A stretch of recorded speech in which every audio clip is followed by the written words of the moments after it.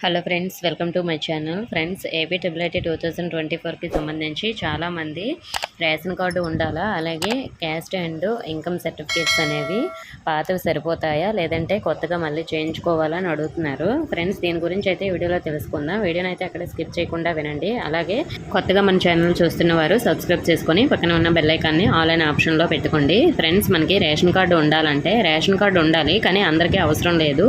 So ఎవరికి మరి ration card ఉండాలంటే 2.5 lakhs లోపు ఇన్కమ్ ఉన్న వాళ్ళకి జేవీడీ కోసం అయితే మనకి రేషన్ కార్డు అనేది ఖచ్చితంగా ఉండాలి.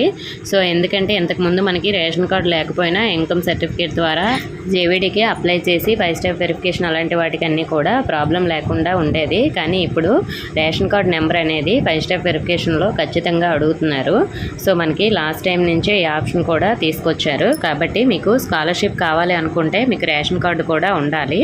సో మీకు స్కాలర్షిప్ అవసరం లేదు, మా ఇన్కమ్ కూడా 2.5 lakhs కన్నా ఎక్కువగా ఉంది, అలాగే లేదంటే మా ఇంట్లో గవర్నమెంట్ ఎంప్లాయీస్ ఉన్నారు, లేదంటే మా ఇంట్లో పెన్షనర్స్ ఉన్నారు. పెన్షనర్స్ అంటే గవర్నమెంట్ ఎంప్లాయీస్, వాళ్ళకి పెన్షన్స్ వస్తాయి కదా రిటైర్ అయిపోయాక, అటువంటి వారు ఉన్నారు అంటే అలాంటి వారికి రేషన్ కార్డు అనేది అవసరం లేదు. ఎందుకంటే వీళ్ళకి స్కాలర్షిప్ అనేది రాదు, వీళ్ళు ఫీజు అనేది పే చేసుకోవాలి. సో మరి ఫీజు అనేది ఎంత ఉంటుంది, ఎంత పే చేసుకోవాలి అనే దాని గురించి కూడా నేను ఆల్రెడీ వీడియో అయితే చేశాను. మన ఛానల్లో ప్లేలిస్ట్ లింక్లో ఉంటాయి, చూడండి, ట్రిపుల్ వీడియోస్లో.